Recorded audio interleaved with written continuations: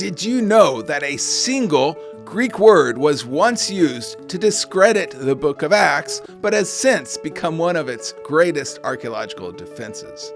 This story isn't just about an old inscription. It's about how a small detail silenced big critics and affirmed the historical accuracy of Scripture.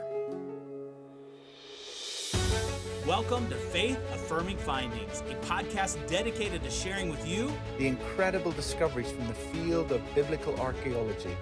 These findings will strengthen your faith, affirm the historicity of Scripture, and provide you with unique insights into the culture and background of the Bible.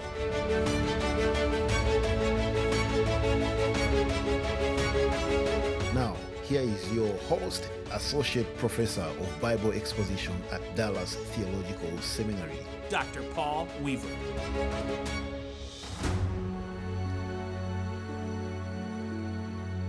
Welcome back to Faith Affirming Findings, where we uncover the past to strengthen your faith in the present. In this episode, we're traveling back to ancient Thessalonica, a prominent city in the Greco-Roman world. We're exploring an intriguing inscription that affirms the historicity and reliability of the Bible. Thessalonica sits on the Egnatian Way, which is the vital Roman road stretching across northern Greece. Thessalonica is also located on the Thermaic Gulf and possesses the main port city of Macedonia.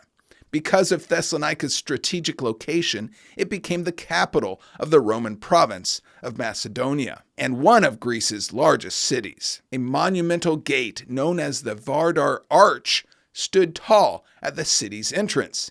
Etched into this arch was an inscription that would become a centerpiece in a battle over biblical accuracy. The marble inscription, nearly 6 feet long and over 2.5 feet tall, lists several city officials by name. But it's this word that catches our attention. Politarchu Aton, when translated, means those serving as politarchs. The inscription names 6 or possibly 7 different individuals who held this title, along with other officials like the treasurer and leader of the gymnasium.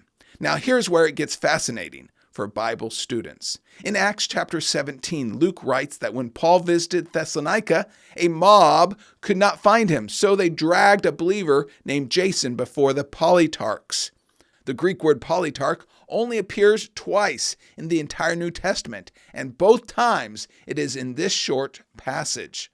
But for years, critics scoffed. There is no evidence, they claimed, that a politarch ever existed. To them, this was proof positive that Luke got details wrong.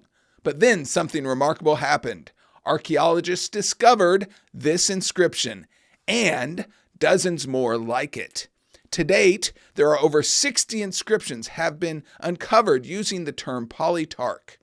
Fant and Reddish point out, and I quote, of the more than 60 known inscriptions that mention politarchs, 3/4 of them are from the Macedonia area of Greece, with approximately half being from Thessalonica itself. New Testament scholar and archaeologist John McCrae rightly states, and I quote, "It is incontrovertible that politarchs existed in Macedonia long before the time of the Apostle Paul." In other words, Luke didn't get it wrong. In fact, he got it precisely right.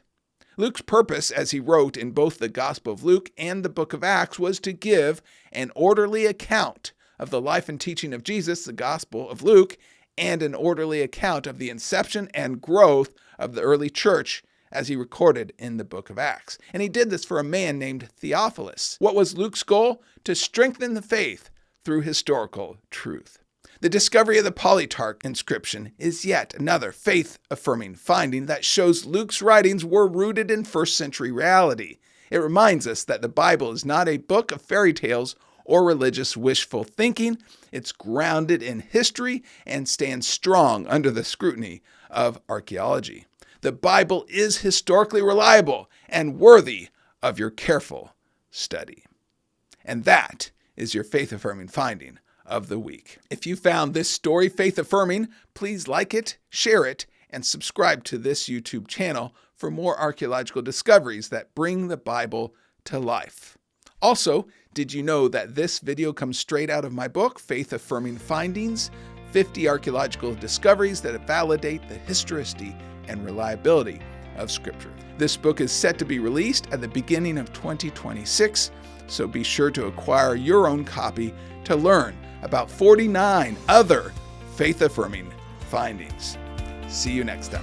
Faith Affirming Findings podcast is a listener-supported podcast devoted to affirming your faith in the reliability of Scripture and illuminating your understanding of Scripture. If you would like to help sponsor the Faith Affirming Finding podcast, You can make a tax-deductible donation of any amount, large or small. At faithaffirmingfindings.com. That's faithaffirmingfindings.com and click on the Give tab. We hope you'll join us again next week for another exciting Faith Affirming Finding.